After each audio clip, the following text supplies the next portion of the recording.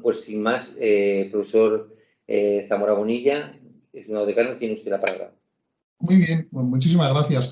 Bueno, antes de nada, sobre todo agradecer a Juan Luis por la organización de las conferencias blancas, bueno, y todo el equipo que hay detrás en el centro de Vila-real, que la verdad es una iniciativa de las que en la UNED nos sentimos muy honrados, ¿no? Y es todo un ejemplo para lo que creo que debería ser el funcionamiento de nuestra universidad en toda España, ¿no?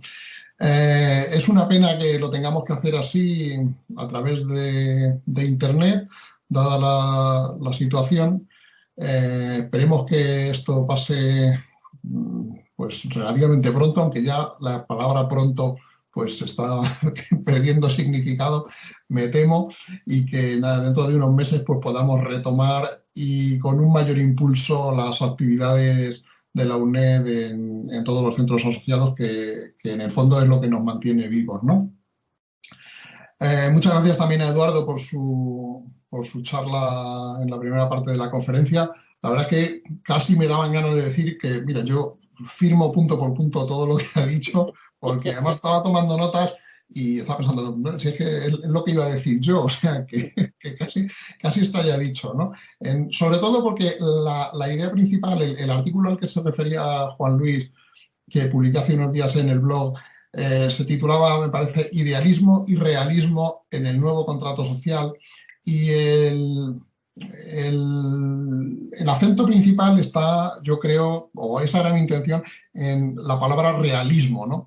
Y es esta idea de que sí, que se puede hablar mucho del contrato social, de qué necesita la sociedad ahora mismo, pero hay que ser realistas y ver qué es a lo que podemos aspirar razonablemente, ¿no? Y en este sentido, pues de hecho tenía anotado comentar que más que un nuevo contrato social, teníamos que intentar recuperar el viejo, ¿no? No el viejo de Hobbes y Rousseau, sino el viejo del contrato social en el que creció la generación anterior a la nuestra y la nuestra, la generación de la posguerra mundial, porque ese fue el que sentó las bases de lo que hoy tenemos en el mundo como quizá posiblemente el mayor éxito de la humanidad en toda su historia, que es la extensión de la democracia y el bienestar como nunca la ha habido, ¿no? Y es esta fusión de democracia y bienestar que creció muchísimo a partir de los años 50 y 60 gracias a este acuerdo, o como Eduardo muy bien decía, más que un contrato en el sentido de algo que se junta la gente y lo firma explícitamente, se trata de un clima de consenso, ¿no? Pues este clima de consenso posiblemente es el que nos ha traído a la mayor época, tanto en su extensión como en su intensidad, la mayor época de bienestar y paz que, naturalmente, con excepciones que todos conocemos, que ha conocido la humanidad a lo largo de las últimas décadas, y que en estas primeras décadas del siglo XXI pues estamos viendo amenazadas por un montón de factores, entre los cuales pues uno de los más importantes quizá pues sea este avance del populismo al que se ha referido Eduardo. Entonces, en lo que yo quería insistir es en esta dialéctica entre el idealismo y el realismo, ¿no? El idealismo, pues naturalmente juega un papel decisivo en todos estos debates, porque se trata de que imaginemos cuál será la sociedad ideal y imaginemos los medios que tenemos para llegar a ella. Pero el realismo también es importante porque también conocemos por experiencia de los últimos 2 o 3 siglos que un exceso de idealismo pues nos lleva a la catástrofe con mucha facilidad, ¿no? Lo de cúmplanse mis principios y perezca el mundo, pues parece el eslogan favorito de cuantos tiranos ha habido en la superficie de la Tierra en los últimos siglos, y que todos ellos estaban convencidísimos de que estaban haciendo lo que era correcto para la humanidad, y que liquidar y pasar por encima, pisotear los derechos de sus enemigos, pues era algo quizá desagradable, pero era algo muy necesario para alcanzar los supremos ideales que les inspiraban, ¿no? Entonces, yo tengo una cierta aversión al idealismo. A mí un excesivo idealismo siempre me hace echarme las manos al pecho y decir, uy, virgencita, virgencita, que me quede como estoy, ¿no? Así que soy más partidario del realismo en estos temas, pero sin ignorar, por supuesto, que el idealismo es lo que termina moviéndonos.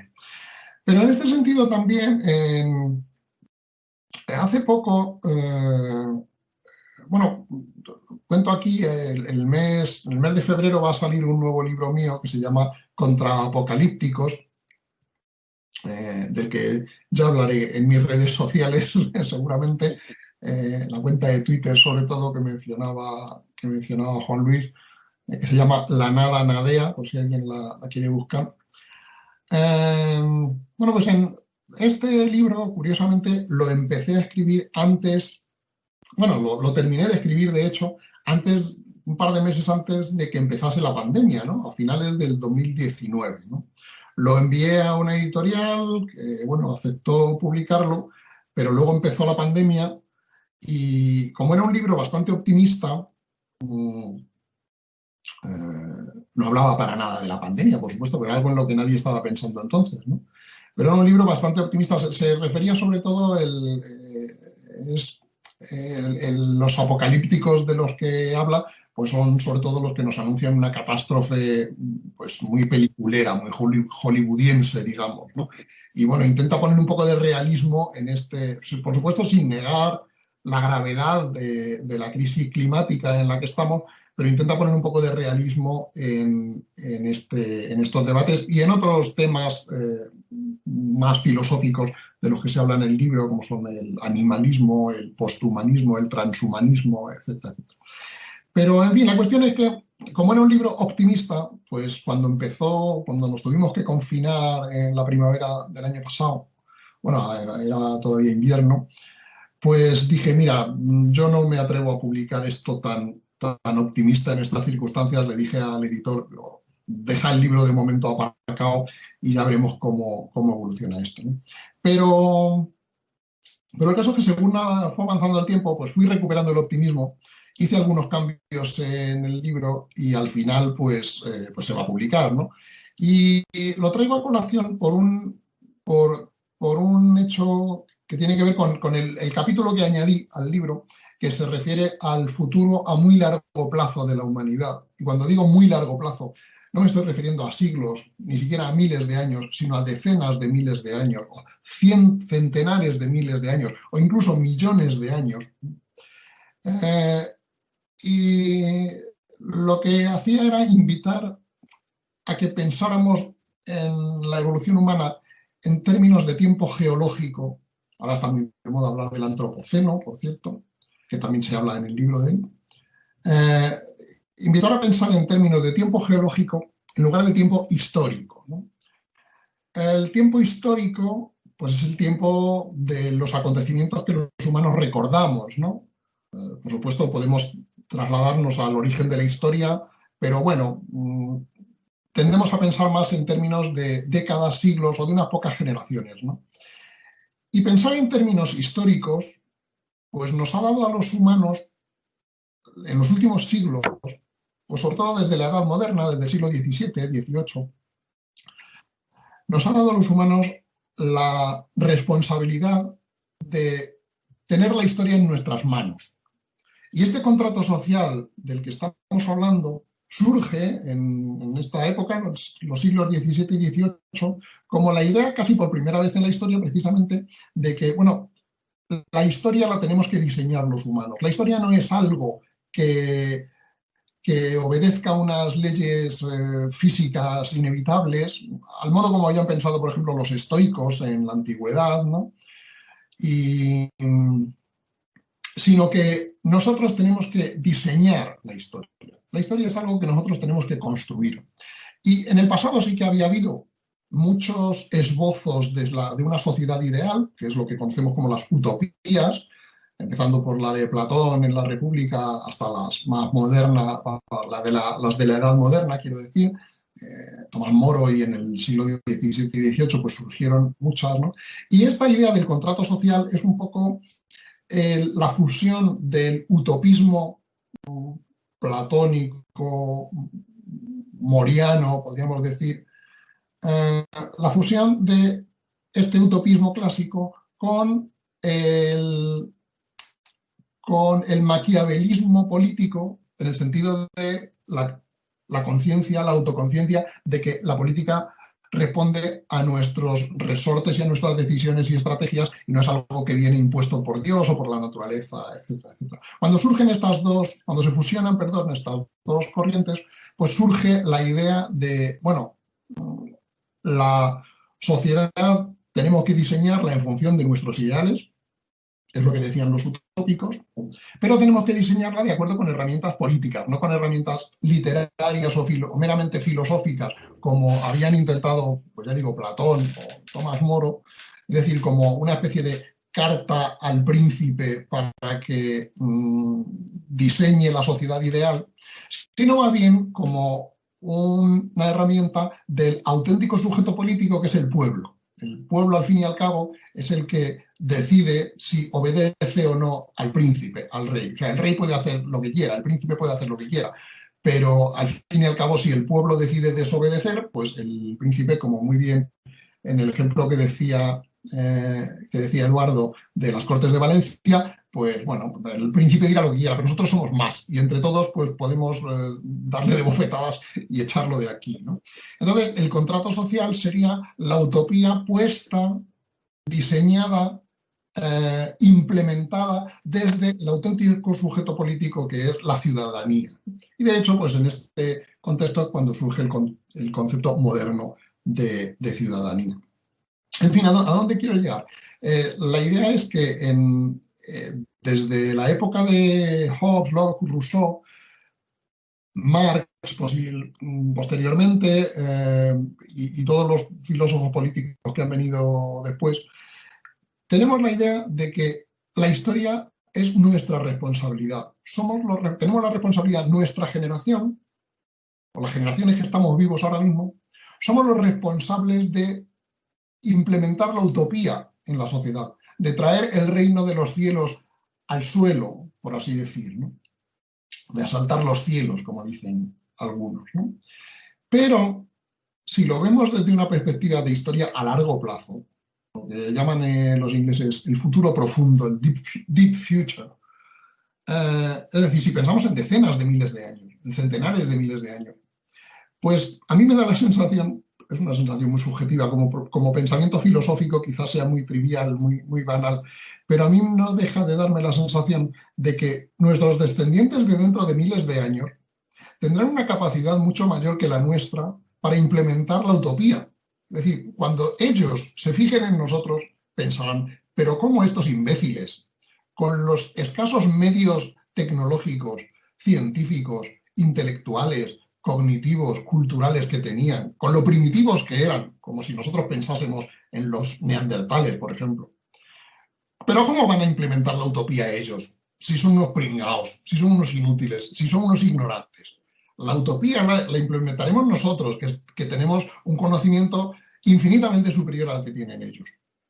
Tan infinitamente superior o tan ampliamente superior como nuestro conocimiento puede ser en comparación con el de los neandertales, por ejemplo, ¿no? Entonces, visto desde esta perspectiva, pues el intento de implementar una utopía en nuestra generación, en nuestra vida, el hecho de que pensar, nosotros somos responsables de hacer una sociedad perfecta, pues la verdad es que se me antoja un poco ridículo. Dicho con un término un poco fuerte, quizás, ¿no? Estamos jugando, estamos haciendo, qué sé yo, con una expresión parecida que uso en el libro del que hablaba, de Contraapocalípticos, estamos haciendo el contrato social de los Playmobil. Eso ni es contrato social, ni es nada, visto desde una posición mucho más avanzada que la nuestra, ¿no? Con lo cual, llego aquí a mi conclusión, bueno, no quiero decir al final de la charla, sino a la idea principal, ¿no? Y que ya he mencionado al principio. Seamos realistas. Lo que podemos conseguir en los próximos años, en las próximas décadas, pues es como mucho una pequeña mejora con respecto a lo que tenemos. Y es verdad que necesitamos un nuevo contrato social, o posiblemente, como bien ha dicho Eduardo y acepto plenamente, una vuelta a poner en valor el contrato social, digamos, de la democracia. Democracia liberal tiene un concepto muy demasiado a la derecha en nuestro contexto para lo que quiero decir, ¿no? Más bien sería un contrato social socialdemócrata, en el sentido de la socialdemocracia clásica europea, un equilibrio entre lo privado y lo público, ¿no? Quiero decir. Es decir, algo intermedio entre estamos hablando, acordados, de la época del telón de acero, ¿no? Pues algo intermedio entre los extremos, tres extremos de un triángulo, ¿no? Un vértice serían los totalitarismos comunistas, otro vértice serían los totalitarismos fascistas, totalitarismos hacia los cuales, por desgracia, pues hay en nuestro entorno político, en nuestro contexto político, fuerzas que ven con cierta añoranza, ¿no? En ambos casos. Y por otro lado, el otro extremo del triángulo pues serían los regímenes puramente neoliberales en el que, sálvese quien pueda, disminuyamos el sector público todo lo posible y aquí cada cual que haga con su dinero lo que buenamente pueda, ¿no? El contrato social demócrata pues sería, digamos, un intento, el que hubo en los años 40, 50, 60 hasta los 70 y quizá 80 en los países de Europa Occidental y otras sociedades occidentales, pues este contrato social fue, digamos, es el que a mí me gustaría intentar recuperar, ¿no? Y ahora, yendo un poco al contenido del artículo, la cuestión es, bueno, y esta situación de intentar recuperar un poquito, para mejorar un poquito, y no para traer aquí la utopía, que ya digo, es algo para lo que quizá nuestra generación no esté lo suficientemente preparada, ni las generaciones que vengan en los próximos pocos siglos. Pues volviendo a los detalles, o yendo a los detalles, la cuestión es, ¿y nuestro contexto qué nos sugiere sobre este tema? Nuestro contexto de la pandemia, que es lo que da el paraguas a este ciclo de conferencias, ¿no?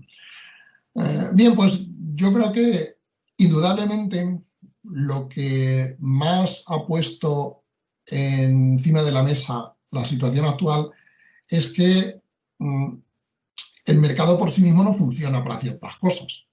Dejar que todo lo arregle el mercado pues requiere que no sucedan cosas que son difíciles de arreglar por el mercado. Y en este caso, pues tenemos un ejemplo muy claro. Es, lo que los economistas conocen desde hace un siglo como externalidades, ¿no? Y bienes públicos. Pues son cierto tipo de procesos de producción o cierto tipo de bienes y servicios que, si se dejan al mercado, se producen en cantidades muy inferiores a las necesarias o, al contrario, muy superiores, ¿no? Un ejemplo típico de externalidad es la contaminación, ¿no? Pues si una fábrica contamina mucho, pues eso desde luego para ella no supone un coste y entonces puede vender sus productos a un precio que no reflejan todo el coste que tiene y producirá más. Al ser su coste menor, producirá muchas más de las que desde el punto de vista social sería óptimo producir si se tuviera en cuenta cuál es el coste medioambiental que tienen esta producción, ¿no? Así que el mercado, dejado a sí mismo, funciona muy bien para ciertas cosas, pero en ciertos contextos y en ciertos aspectos, pues no funciona lo necesariamente bien. Esto era parte fundamental del contexto, perdón, del consenso keynesiano, digamos, de la política económica de los años 50, 60 y hasta los 70. Se rompió este consenso en los años 70 y 80, en parte debido a la crisis del petróleo, pero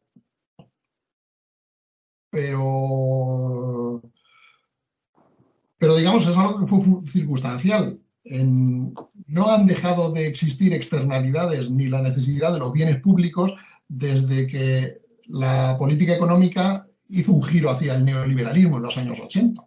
Y lo que nos pone de manifiesto la pandemia actual, como digo en el artículo, la covidia, por usarlo con una palabra que no suene a una sigla, ¿no?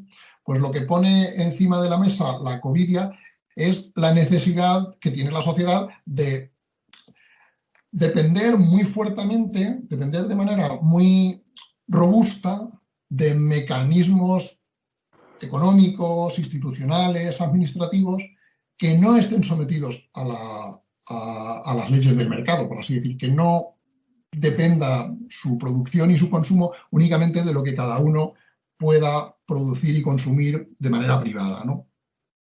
¿Y cuáles son estos bienes públicos, digamos? Pues evidentemente el más obvio en esta situación es la sanidad, ¿no? La sanidad es un caso obvio de un bien que tiene aspectos privados, pero tiene aspectos públicos. Por ejemplo, si yo soy miope y necesito un tratamiento para curarme la miopía o incluso simplemente necesito unas gafas, pues esto es un asunto privado.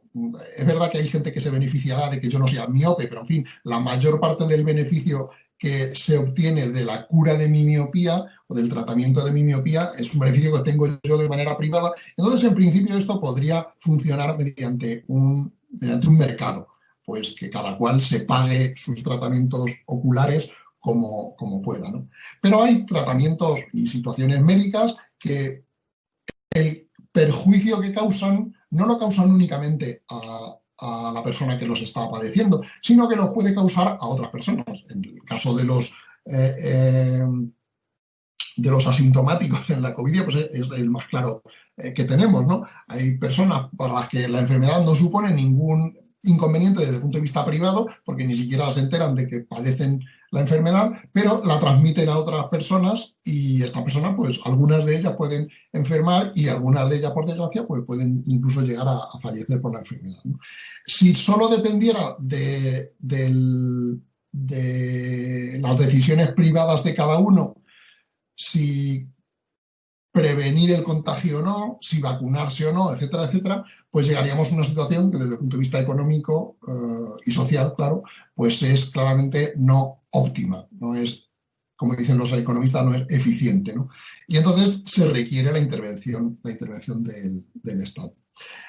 Por supuesto, también otro pilar del clima de consenso al que hacía referencia Eduardo es que la gente tenga la sensación de que la sociedad le está aportando, si no lo que merece, por lo menos lo que necesita, lo que le permitiría vivir con un mínimo de dignidad, ¿no? Por supuesto, los youtubers estos que se están yendo a Andorra, pues no creen que la sociedad les esté aportando, la sociedad española les esté aportando todo lo que ellos merecen, ¿no? Pero en fin, pensando en gente que ni siquiera gana para comer o para tener encendida la calefacción, pues seguramente estamos pensando mucho mejor, ¿no? Pues bien, otro aspecto en el que el mercado puede ser incapaz de satisfacer las necesidades sociales, pues es este en el que, bien, la producción aumenta mucho, pero la distribución de esa producción no solo es desigual, que tampoco hay nada intrínsecamente malo en que sea desigual, pues no es... Lo importante son las diferencias, la magnitud de las diferencias, no el hecho de que haya diferencias. Yo creo que a todos nos parece bien que, pues, no sé, que un cirujano pues gane más qué sé yo, que un vendedor de un supermercado. La cuestión es cuánto más es razonable y de qué depende que lo sea, ¿no?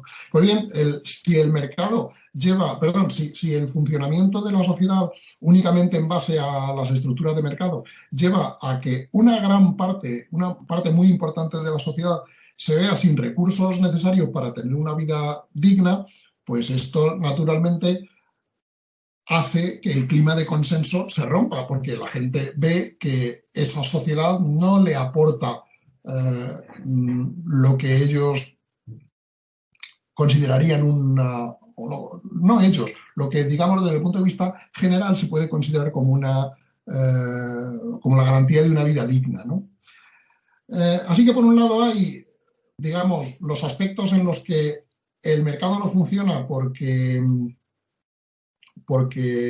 es ineficiente, como en el caso de la pandemia o en el caso de la crisis climática, de nuevo, que tiene que ver con el ejemplo de la contaminación que ponía antes, ¿no?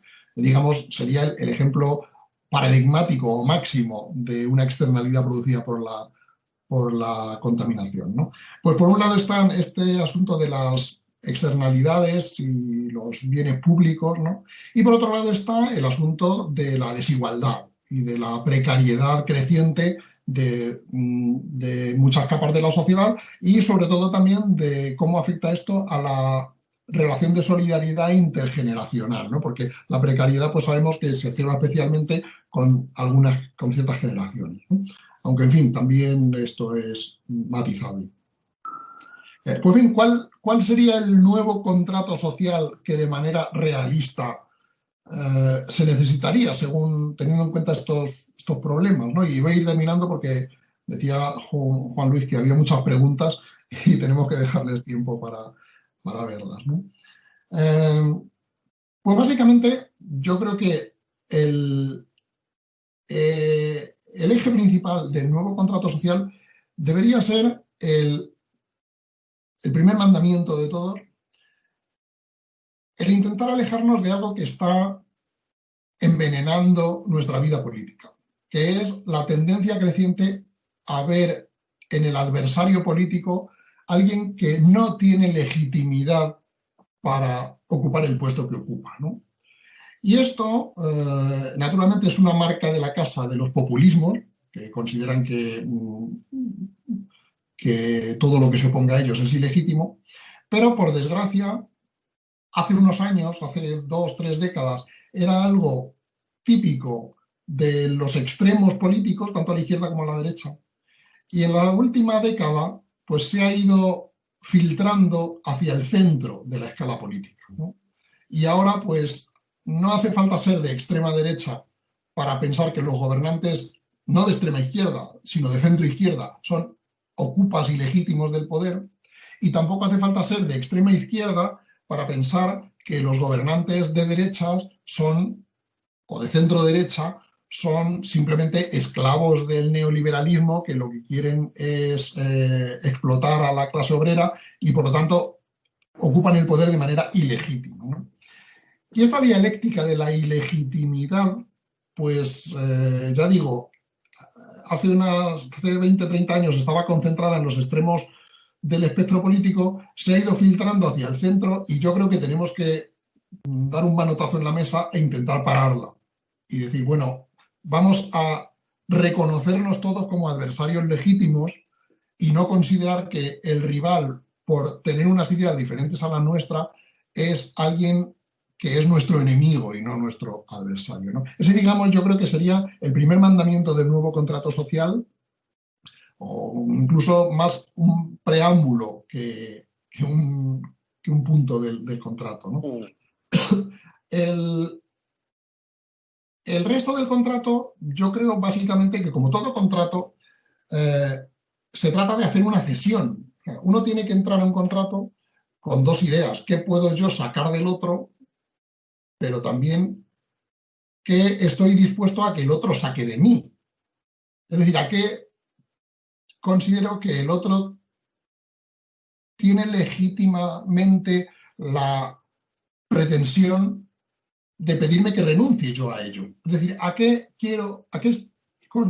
considero legítimo renunciar? Y entonces yo creo que estaría bien que tanto a la izquierda como a la derecha nos planteásemos a qué cosas estaría bien que renunciáramos, ¿no? Y aquí va pues una sugerencia que posiblemente sea polémica, porque siempre que se habla de renuncias pues hay alguien a quien no le gusta, pero en fin, es lo que a mí me parece. No lo fundamento en ninguna teoría de filosofía política ni nada, es simplemente un juicio personal, ¿no? Pues bien, yo creo que la derecha o la parte de la sociedad más seducida por el neoliberalismo, pues tiene que aceptar que el sector público tiene que ser mucho más potente. El sector público tiene que ser robusto, tiene que contar con una financiación mucho más sólida, mucho más elevada, mucho más constante, mucho más solidaria. Es decir, tienen que apechugar con la idea de que hay que subir los impuestos bastante, de que se ha acabado el sueño de vamos a librarnos de los impuestos y reconocer que hay un montón de cosas que necesita la sociedad de manera perentoria y no se pueden pagar simplemente a través de mecanismos de mercado o simplemente con unos impuestos casi testimoniales, ¿no? Y entonces, pues los impuestos, el sacrificio que el sector privado haga para sostener el sector público, pues debe ser, como digo, robusto, estable, debe ser eficiente también, por supuesto. Hay que intentar eliminar todas las ineficiencias posibles del sector público, como no podía ser de otra manera. Y por otro lado, ¿a qué tiene que renunciar quien está en el otro, no en el otro extremo, en el otro lado del espectro político, ¿no? Pues yo creo que a lo que tiene que renunciar es básicamente a la idea de que el mercado es el mal. De hecho, vivimos en la época de mayor prosperidad de la historia. Es verdad que el crecimiento de la prosperidad desde los años 80 y 70 en las economías más avanzadas no ha sido tan rápido como fue en lo que llaman los 30 gloriosos, ¿no? Entre los 40 y los 70, después de la Segunda Guerra Mundial. Pero es que en el resto del mundo, en gran parte del resto del mundo, el crecimiento desde los años 80 a esta parte ha sido brutal, mucho mayor, mucho más intenso que el que hubo en Europa occidental entre los años 40 y 70. Ha salido más millones de personas y más proporción de la población humana de la miseria en los últimos 30 o 40 años que en ninguna época de la historia. Y básicamente el motor que ha hecho eso posible ha sido lo que en la izquierda, en gran parte de la izquierda, se condena muy ideológicamente desde mi punto de vista como la globalización liberal. Es decir, el hecho de que muchos países pues han decidido entrar en el mercado y abrir sus economías al sector privado, abrir sus economías a la exportación y la importación y hacer que en países que hace 40 años tenían una cantidad de personas muriendo de hambre, pues que se contaba por millones, pues ahora en cambio estén con un nivel de vida pues en término medio quizá parecido al que teníamos en un país como España en los años 60 y en muchos sitios pues análogo casi al que tenemos ahora en Europa Occidental, ¿no?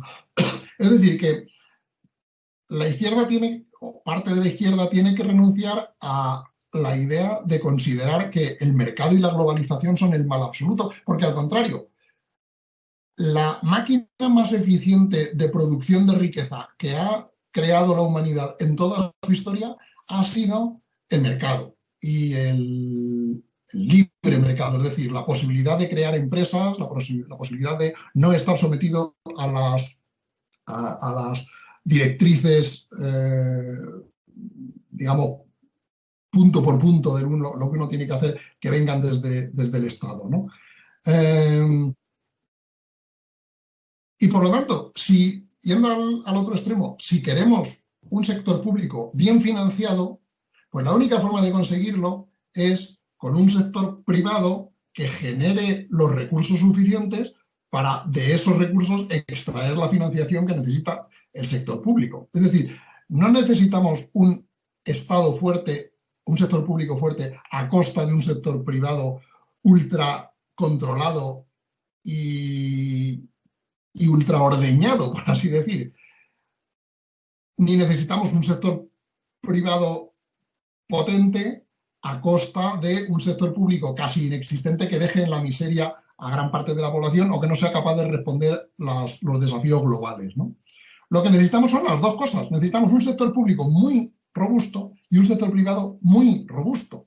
Y tenemos que dejar de pensar en ambos términos, en ambos elementos, como un ejemplo de tensión dialéctica. No es el sector público a costa del sector privado, no es el sector privado a costa del sector público. Lo que tenemos que hacer es que trabajen en tándem los dos y que los dos sean lo más robustos posibles. Naturalmente, siempre existe y con esto termino, siempre existe la posibilidad de, en uno de los dos elementos, explotar al otro más de la cuenta. Pero eso es lo que tenemos que intentar vigilar. Y aquí va ya el último apartado que decía en el blog sobre los elementos del contrato social, ¿no? Bueno, tenemos que intentar despolitizar gran parte del funcionamiento del sistema, tanto en el sector público como en el sector privado. Es decir, tenemos que intentar que el mecanismo como funcionan los hospitales, por ejemplo, el sistema sanitario, pues que no dependa tanto como depende ahora de quién es el partido que esté en el poder. Hay que hacer una especie de desarme bilateral y decir, bueno, yo no voy a utilizar, cuando esté en el poder, no voy a utilizar las instituciones para gestionar mi propia agenda política. Tenemos que dejar en manos de gestores profesionales, en la mayor medida posible, la mayor parte de las instituciones del sector público. Y entre ellas, pues aquellas instituciones del sector público que se encargan de, entre comillas, ordeñar al sector privado, o sea, Hacienda, ¿no? Pues también Hacienda debería estar un poquito más despolitizada, ¿no? Tendríamos que ponernos de acuerdo en decir, bueno, pues es algo, por ejemplo, que en muchos países tienen, el Reino Unido, por ejemplo, con la BBC. Pues durante muchos años, ahora ya no me atrevo a decirlo, pero durante muchos años, pues la BBC era la BBC y era una institución relativamente imparcial porque las derechas y las izquierdas, conservadores y laboristas, pues se habían puesto de acuerdo en decir, bueno, lo que queremos es una BBC que funcione bien, no una BBC que esté al mando de la que nosotros cuando gobernemos estemos al mando, ¿no? Bueno, pues esto habría que intentar hacerlo en la mayor cantidad posible de instituciones públicas, ¿no? En fin, así que estas serían las 4 patas del contrato social. Resumiendo, el abandono de la dialéctica de la deslegitimidad, el reforzamiento del sector privado, el reforzamiento del sector público y la institucionalización y, como diría yo, imparcialificación de la administración pública en la mayor medida posible. En fin, pues esto sería todo. Muchas gracias.